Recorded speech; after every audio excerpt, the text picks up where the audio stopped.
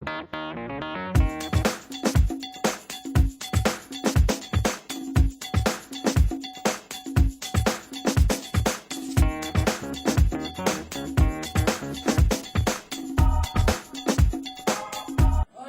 todos, buenas tardes.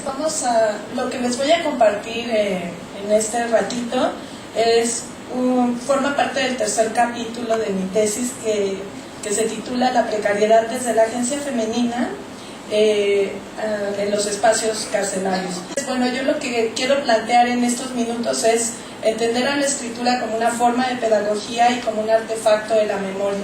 Eso sería como iniciar la reflexión. No nos va a dar tiempo de analizar las fotografías, entonces ojalá que las podamos ir apreciando y que después en el intercambio pueda haber algún comentario. Bueno, lo voy a leer por si no alcanzan a ver el epígrafe. Lo único que me queda es la memoria y eso no es bueno, porque entonces me acuerdo de muchas cosas. Como ustedes pueden imaginar, después de todo lo que se ha comentado en la mesa, históricamente se ha invisibilizado mucho el discurso femenino.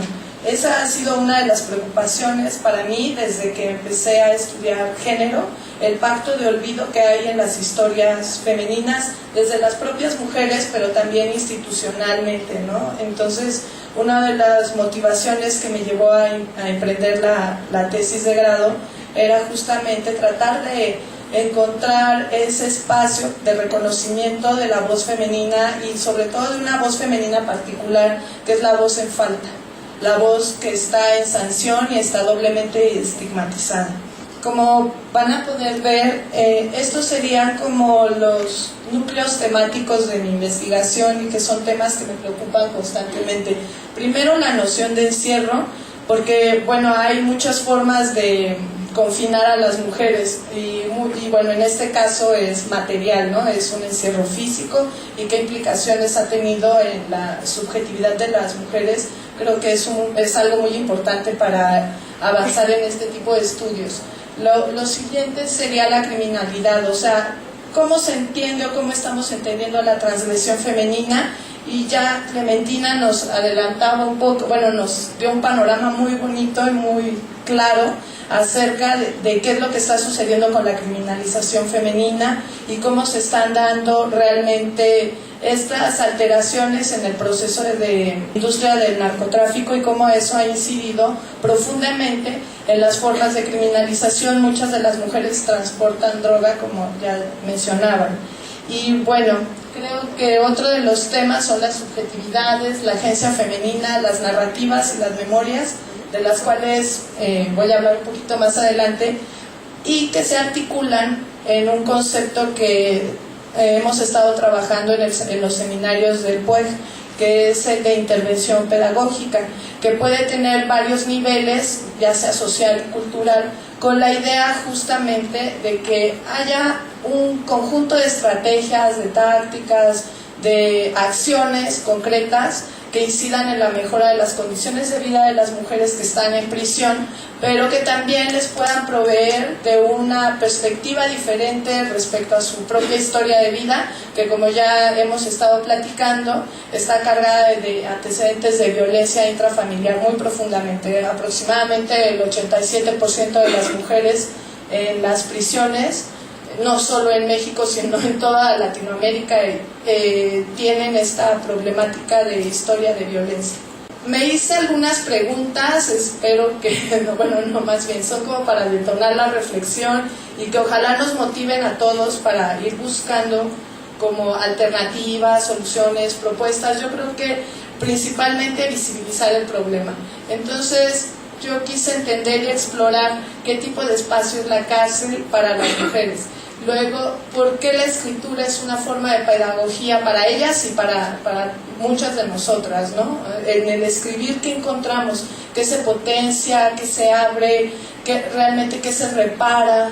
¿Qué se sana en estos procesos autobiográficos? Y creo que es interesante porque, siendo sincera, cuando iba a empezar mi proyecto de doctorado era totalmente diferente y tal vez elitista, porque yo quería hacer autobiografías, o sea, recuperar las autobiografías de feministas, ¿no? Y entonces yo quería como a las mujeres que ya hicieron algo así como, súper importante según yo, entonces quería reconocerlas. Y fue muy bonito porque en los cursos, los seminarios con Marisa y con Elena aprendí que había que recuperar las memorias de estas mujeres que muchas veces no nos damos cuenta que están atravesadas por mucho dolor y que justamente nosotras como mujeres también contribuimos a estigmatizarlas. Entonces, bueno, esa fue una de las preguntas que me movió mucho a virar el camino en mi investigación.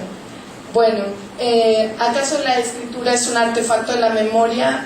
¿Y cómo es eso, no? ¿Cómo opera la memoria en el proceso de escritura? Y otra de las preguntas que me estoy preguntando es cómo entender el encierro penitenciario como un enclave o cerco de basurización.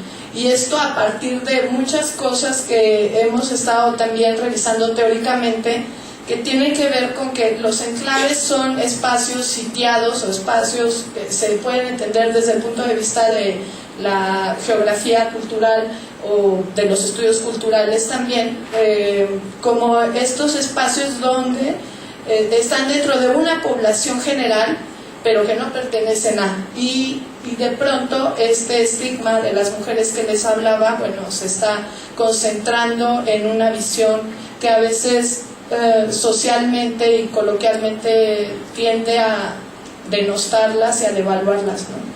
Empezando por ellas. En las narrativas vemos mucho esto, un discurso muchas veces autodevaluatorio y que se va transformando como poco a poco, y eso es creo que una de las cosas muy potentes de la escritura. Lo que hice aquí es una especie de paralelismo para entender la escritura autobiográfica como forma de pedagogía o como artefacto de la memoria.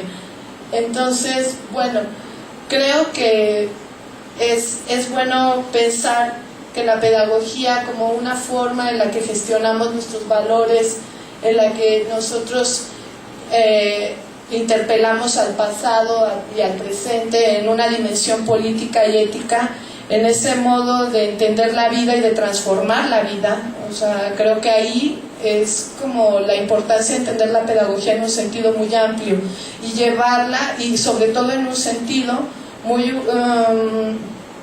ético, ¿no? O sea, es una posición ética, creo, de las mujeres, porque permite entender que lo que queremos hacer, o bueno, al menos lo que yo estoy tratando de hacer con mi investigación, que está en proceso, es dar la voz, pero primero algo muy importante que a veces se nos olvida es escuchar la voz o leer la voz, ¿no? Y bueno, como artefacto de la memoria, bueno, tenemos muchos soportes para llevar de generación en generación información, saberes, sentimientos, posturas, muchas cosas, y en realidad uno de los soportes que tenemos más fuertemente en la cultura es la escritura y las imágenes, y por eso me permití compartir algunas imágenes.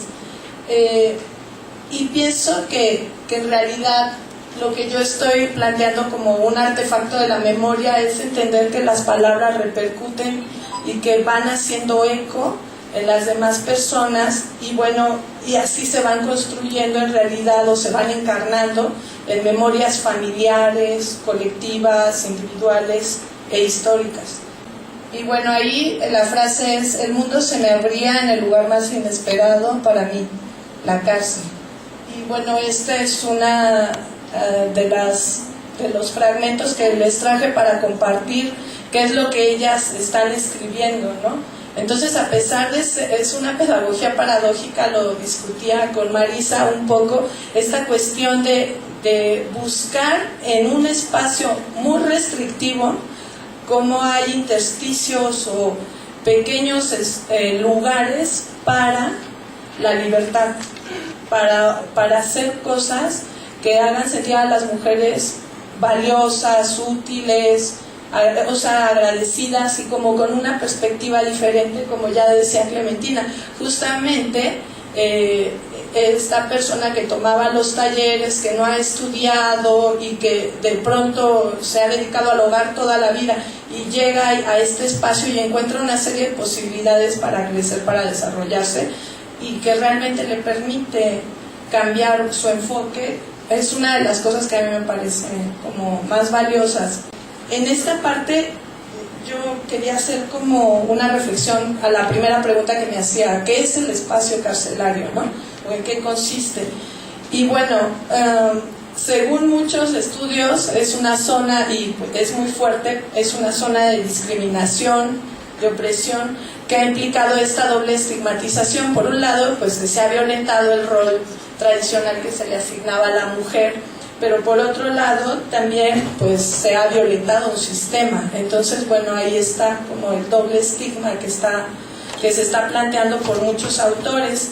Y bueno, aquí otra frase que nos ayuda a entender lo del estigma: yo solo sabía que la mujer nacía para ser mamá, atender al marido y a sus hijos con devoción, y que no debía trabajar porque para eso estaba el hombre, ya que las mujeres que trabajaban eran malas o tenían mala suerte, como mi madre, la enamorada, ¿no? Es una chica que escribe su autobiografía y que nos está haciendo ver cuál es el concepto tradicional que se tiene de las mujeres, y bueno, que ella lo plasma en su autobiografía.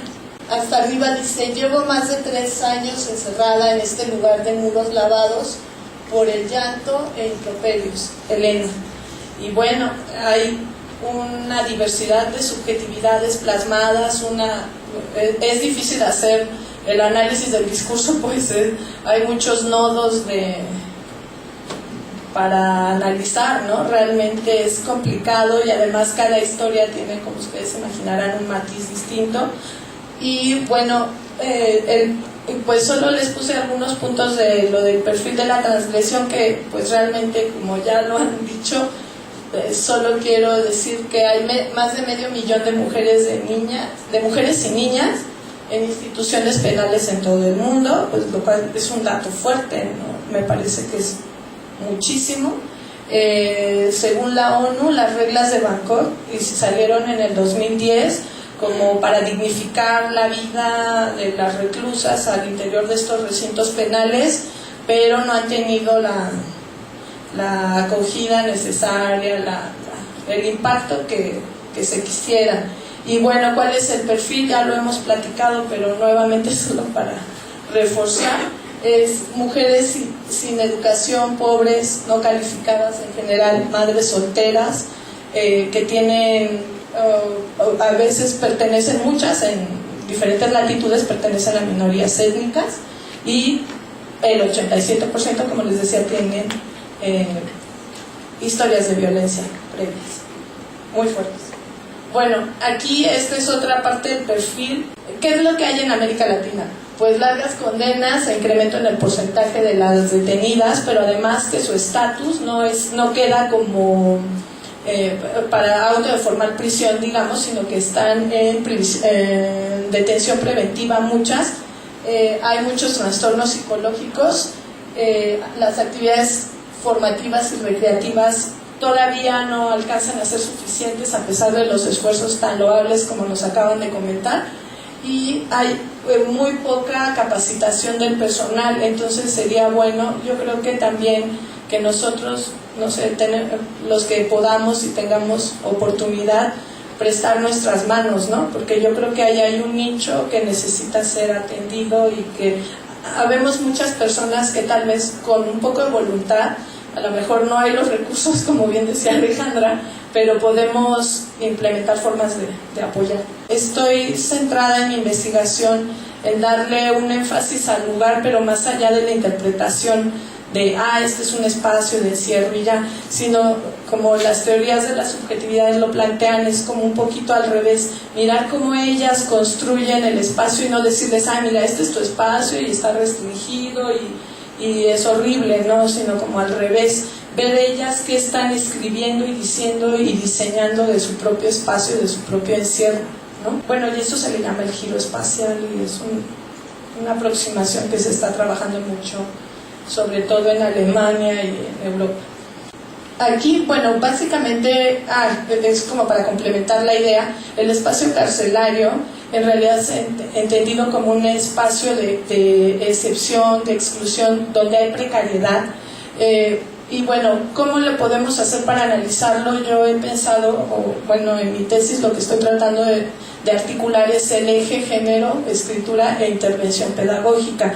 O sea, tratar de vincular la importancia de la escritura, la potencia de la escritura, con la posibilidad de construir una intervención pedagógica sistemática que permita realmente que esos procesos reparadores de los que hablaba al principio, que puede instrumentalizarse a través de talleres, de trabajo autobiográfico, como se ha venido haciendo también con la autobiografía visual en Santa Marta por parte del PUEG.